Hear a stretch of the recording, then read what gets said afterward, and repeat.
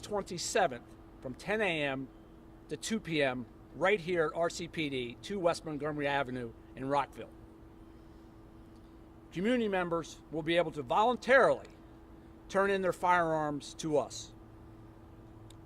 In conjunction with that, those members will receive a $100 Visa gift card for functioning handguns, rifles, and shotguns, and $200 in Visa gift cards for functioning assault-style weapons and privately manufactured weapons, ghost guns.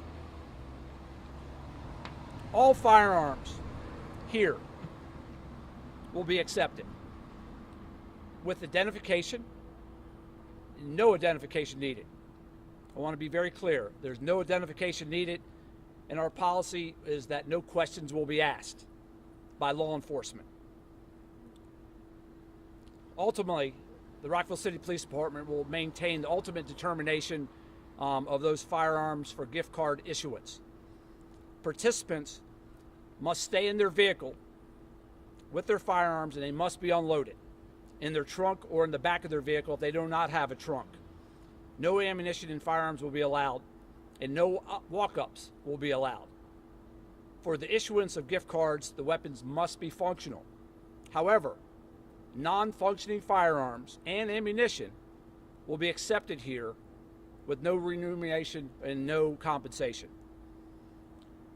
It's very important for us that every gun turned in is one less gun that could be used in a serious crime, suicide, domestic violence incident, or accidentally discharged by a child. Keeping guns off our community streets and out of the hands of our youth is our highest priority. This is a wonderful and great opportunity for any person who would like to dispose of an unwanted firearm voluntarily, anonymously, and safely. Thank you very much, and I'd like to introduce Dr. Montifa McKnight. Thank you. Thank you so much, and good afternoon, everyone. I must say that it is exciting that we can have a collective group here together, come around a topic that's important to all of us, especially when it comes down to making sure that we're taking into consideration creating the best conditions for our children here in Montgomery County. Before I begin, I want to acknowledge how the collective partnership is just really important. As you can see, there are many standing here together because we are one community and we believe in getting things done through a partnership. I'd like to acknowledge our Board of Education members, support very much this initiative in the spirit of making sure we are taking care of our children. I want to thank Chief Brito for bringing this together and Mr. McCarthy for leading our community to really focus on safety and how we create safety through a strong partnership.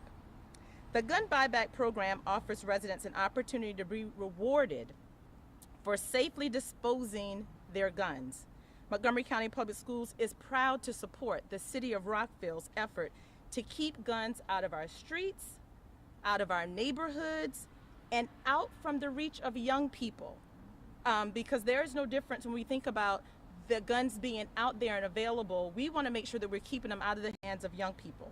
So every student in our school deserves to make sure that we are paying attention to not only their academic development, but their physical development, which gets into the safety piece, and emotionally making sure that they're taken care of. We all want to make sure we're creating a psychologically safe environment for our student. And that means that they have to feel safe when they're walking into our schools, and that means they have to feel safe as they are engaging in their communities. So that is what it takes for our students to learn best. And if this is what we have to do, creative initiatives such as this to make sure we do that, then we're here prepared to do it. We know that what is happening in our community flows into our schools. Our schools are a microcosm of our community. So anything that is happening within our community is going to impact our schools. Schools, unfortunately, are not immune from any issues that we're trying to solve as a community, and we must always remember that. With that said, we also know that more guns in our community makes it more likely that a student can get access to it, come across it, and then possibly compromise situations that we're all uncomfortable with. And to me, that is not acceptable. It's not acceptable to me as the superintendent of schools. I know it's not acceptable to our police partners, and it's not acceptable to our public officials, law enforcement, and most importantly, our parents who are sending their children out every single day and making sure that they're returning home safely. And I have to say, it is not acceptable to our students either, because they are the ones saying we need to feel safe, and so it is our job to make sure we're doing everything within our power to honor their requests. So to uphold this responsibility, we do have to pay attention to what our students say in Montgomery County Public Schools and support efforts to keep them safe, and to make sure that our community understands what everyone's role is going to be in making sure that we're nurturing a community that supports nurturing our students in their learning, and that includes keeping them safe. The effort that we're supporting today is a part of the broader school safety and security plan, and that really is focused on well-being that we've intensified in our school system over the past year. I am not telling you anything new when I say that we were all changed as a result of the conditions of the pandemic. And so when our students returned to school, there were a number of new norms that we had to adjust to. And the biggest was, how were they individually impacted?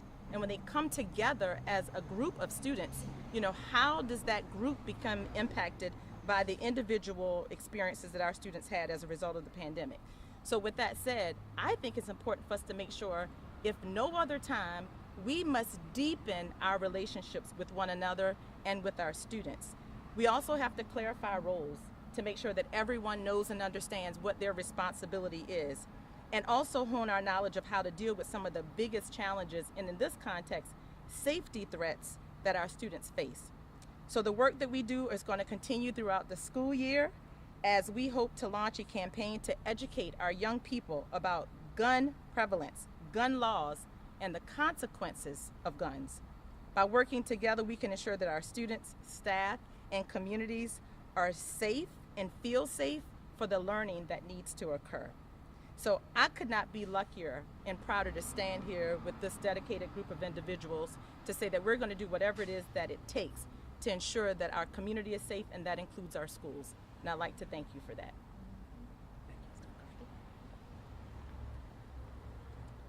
I'd like to introduce you to Mr. John McCarthy, the Montgomery County State's Attorney. Good afternoon. I'm really honored to sit here today with Chief Brito, and he came to me with his idea to do this gun buyback program, and I will tell you, we immediately agreed to be a partner with him in this particular effort, and quite candidly, we're very proud of that.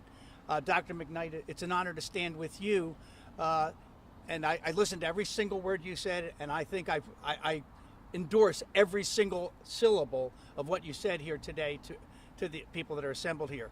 I'd also tell you there are some people in this community that care very much about the gun issue in this community, and it's a great honor for me to be joined by some members of Moms Demand Action.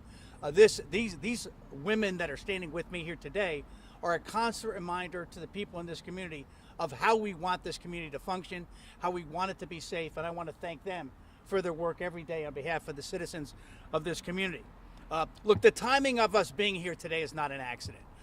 School starts next week. The teachers come back Monday. 29. The teachers are back. The school's kids come back.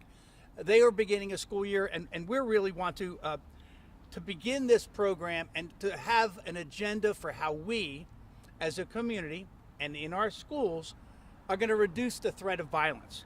What's the objective? One, to reduce guns in our community through the buyback. Two, reduce guns in our schools, which we unfortunately have had before, and reduce gun violence in general in our community, which unfortunately is on the rise.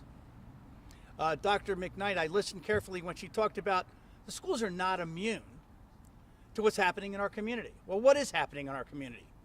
Well, the numbers are going in the wrong direction. The numbers are going in the wrong direction when it comes to the subject of guns. Between 2021 and 2022, our gun seizures are up 180 guns in this county, 180 more guns. What does that mean for this year? As of the 14th of this month, we had seized on the streets of Montgomery County 790 guns. Now let's talk about ghost guns. Ghost guns, which only a few years ago were unknown to most of us in law enforcement. unknown to the citizens of Montgomery County. Between 2021 and 2022, already this year, we've doubled the number of ghost guns seized on the streets of Montgomery County. Our total right now is 139 as of August the 14th. We seize a couple every day. The countywide presence of guns has led to, and I'm not saying this for the first time, my friend the Chief of Police, Marcus Jones, has talked about how he was alarmed by looking at the increased level of violence in the community, particularly among young offenders.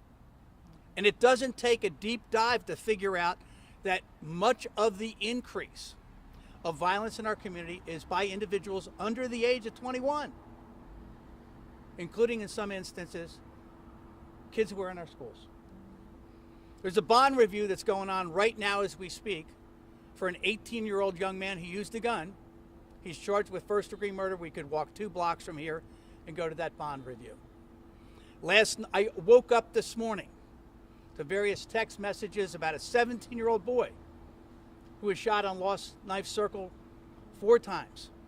And as we sit here today, fighting for his life. This is not a foreign topic to us. It is becoming, unfortunately, a daily topic for us. You know, young people are involved in these situations. You know, the first ghost gun that was ever used in a killing in Montgomery County, the shooter at the Plumgar Rec Center, was 14 years old. We've had violence come to our schools. Both Plumgar and the violence that came to our schools were by individuals under the age of 18 using ghost guns. I joined Dr. McKnight in the message that when it comes to our schools, there is absolutely no place for a gun in any school. There is no place, nor any time, nor any excuse to bring a gun to a school. We are working with the schools, and Dr. McKnight talked about this also. We want to be a partner with Dr. McKnight, as we are partners today with Chief Brito, in bringing the message to every young school student, particularly in the high schools. And we've talked about this. We want to get out to every high school. I want to be a partner. The State's Attorney's Office wants to be a continuing partner with the schools to educate them about the laws and the obligations they have and some of the dangers and what role they can play as students to make sure that we don't have some of the situations we read about, like in Uvalde, Texas. This gun buyback program is a key part of an overall strategy to reduce gun violence in this community. It's a piece. No piece by itself solves the problem, but it's a step in the right direction. I'd also tell you, like, and I said this to Dr. McKnight, and I really think we ought to give a great deal of credit to Chief Brito and the city of Rockville. City of Rockville. They've put money behind this.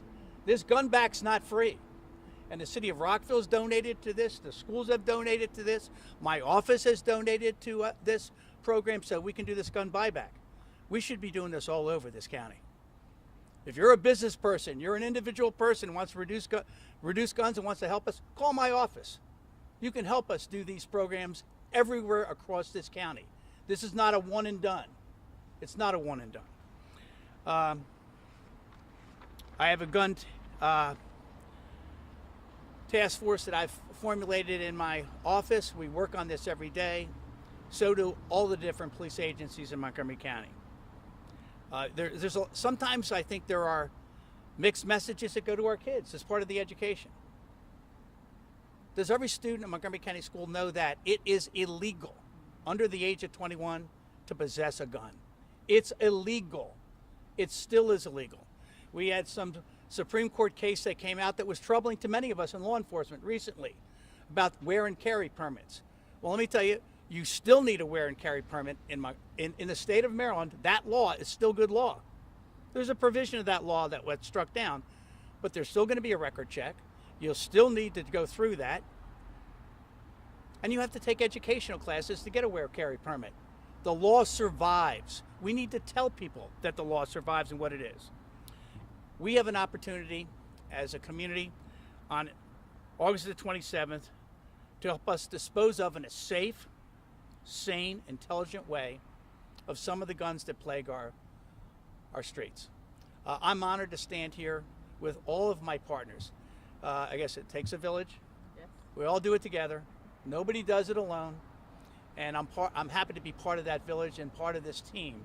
And this is not a one and done. You'll see us again. You'll see us in other areas of the county. You're going to see us in your schools. This is something vital because you cannot learn in an environment in which you do not feel safe. I've been an educator. I've been a state's attorney a long time. I've been an educator longer. I taught high school in this county. I've taught at Montgomery College for 43 years. I'm an educator. I value what educators do, but they need a safe learning environment. Our children deserve it. Thank you, Chief. Thank you, Dr. McKnight. Thank you to Moms Demand Action. In closing, I cannot overstate how important it is that our partners here, Dr. McKnight, the Superintendent of Public Schools, and Mr. John McCarthy, our state's attorney. That's an incredible coalition and partnership, and I am grateful, and we are blessed here in Montgomery County in the city of Rockville. So thank everybody and our wonderful Moms Demand Action. So thank you very much, and all have a great day. Thank you. Yes. Sure.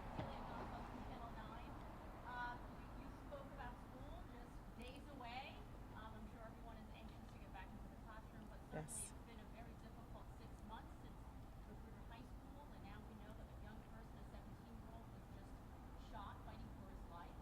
How are you preparing to kind of usher the children back to the school Yes. safely and in the right mindset to have a safe, comfortable school? Absolutely. Thank you for that question. And so, yes, we're excited about our teachers returning next week and our students following them the week after on the 29th.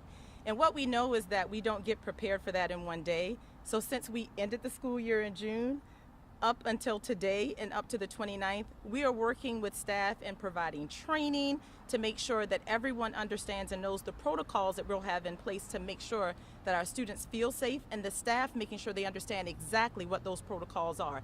So we have been working with all of our local jurisdictions along with the Montgomery County Police Department and our internal safety and security team to make sure that that training has been the forefront of what we did this summer to focus in on that.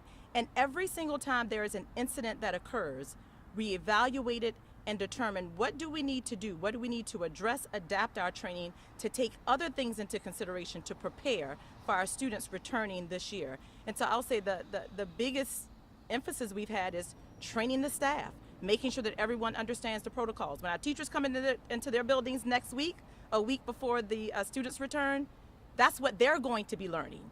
You know, this is what we do in these situations. This is what we've prepared for over the summer. This was what we've shifted in our protocols that we found to be best practices.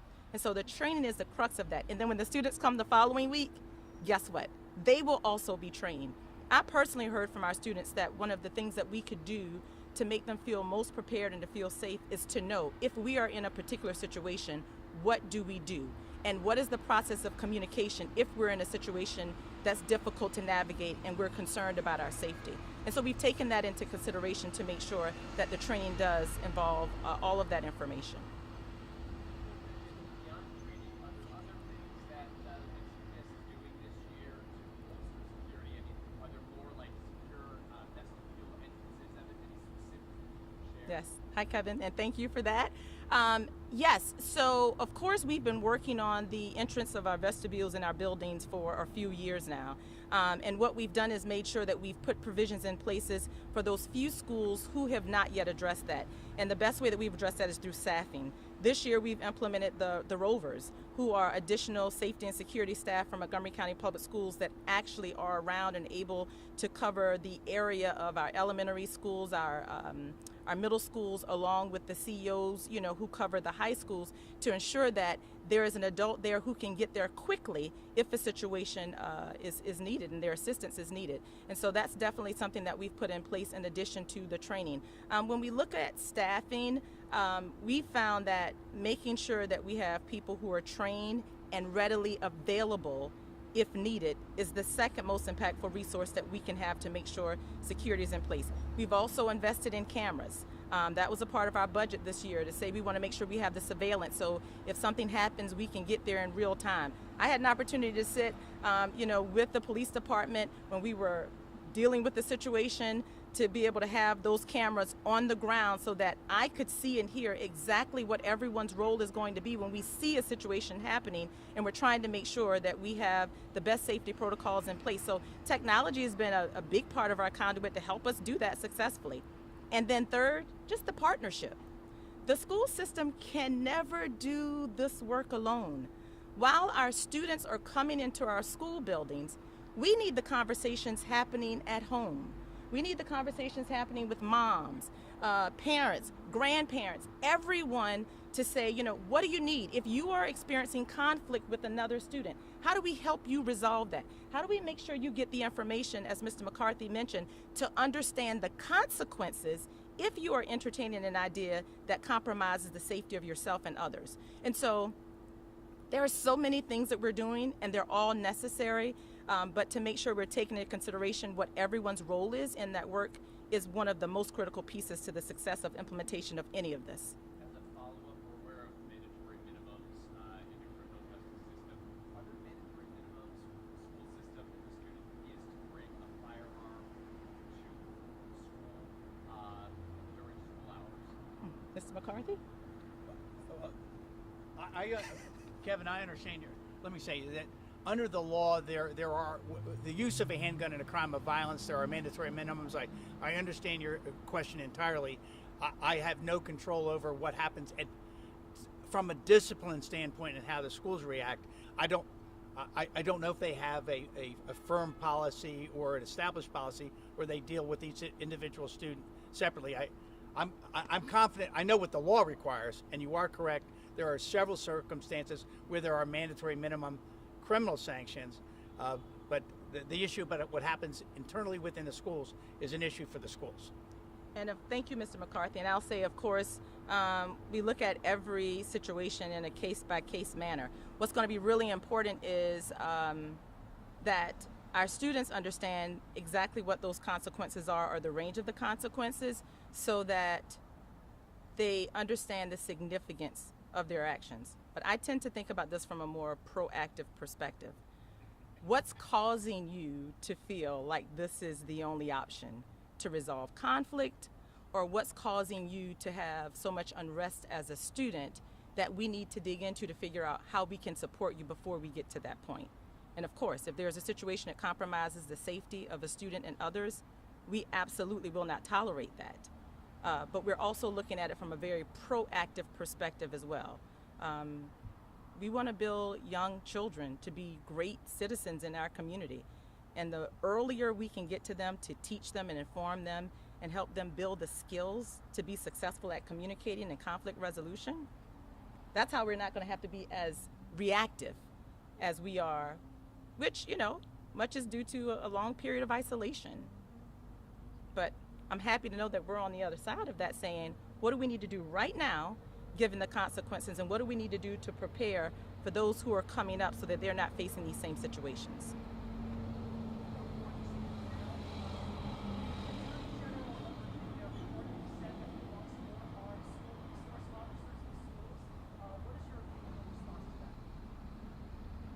So I believe here in Montgomery County, we've done exactly what we needed to do, which is implement a process of evaluating our current programs, which is what we did for the resource program, and created exactly what we needed based on the data and the conditions that we have. And so I embrace our community engagement officers, which was commissioned and supported in our MOU, our Memorandum of Understanding, along with the police department, because what we're saying is we want there to be positive engagement with our police, but we also acknowledge the fact that they have training and skills, and it's appropriate for us to call upon them because they are experts when we're in serious safety situations. And so I believe we've come up with the right solution for our community in that program. I was wondering, how often have gun buyback programs come down in Montgomery County, and how successful have they been in the past? you repeat the question, please? How often have gun buyback programs been done in Montgomery County, and how successful have they been? I've been in the city of Rockville now for a little over 4 years. We have not done one here probably, it's been almost 9-10 years, and I'm not quite sure of when we've done one in Montgomery County in the recent past. As a command official with the Metropolitan Police Department of Washington, we did those in Washington. So as I grew up in Washington, we had gun buyback programs there. But this is we're moving pretty quickly here, with us. Gonna take one more question. For Dr. McKnight, one question and a follow-up. Building on the question about the CEOs, CEOs 2.0 need space in some facilities for officers. How many facilities is that being accommodating with? Right, so we're accommodating that in all of our high schools, which is what the program is designed to do, support our high schools. And back to our original topic about guns, is there a specific plan to action to keep guns out of schools? And how would you reassure students and parents who are feeling apprehensive about schools? Yes, of course, and I want to say first I understand the concern. We've had unfortunate situations within our community and in our schools. Mr. McCarthy spoke of a few that I know does cause that concern. But I do want to say to our community, just a few weeks ago, we were sitting at Walter Johnson High School with an auditorium full of people. They were principals, assistant principals, Montgomery County police officers, Chief Brittle's staff, police representing all local jurisdictions in Montgomery County, and we were there talking about all of the preparation we needed to do collectively to ensure that the staff knew exactly what our protocols are. I mean, we shared at that conference that we now have an emergency number only for Montgomery County Public Schools that's dedicated to us, that will be able to connect us with the police department immediately if we have any needs. So, this summer we had trainings. I actually went over to a training that was held at Magruder High School, in which I had a chance to see how police officers are being trained in different situations that compromise the safety of a school.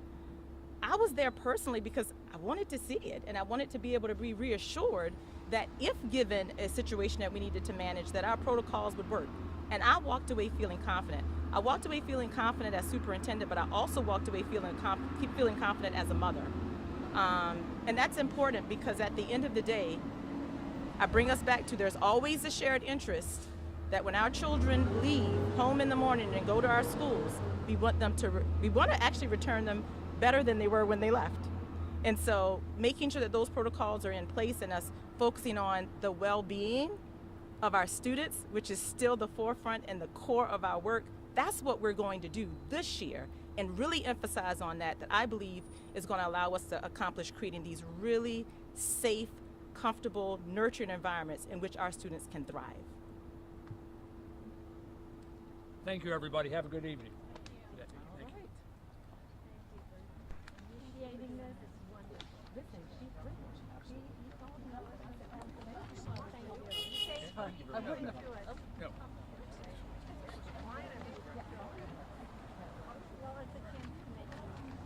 Thank you. So thank you. And anytime you need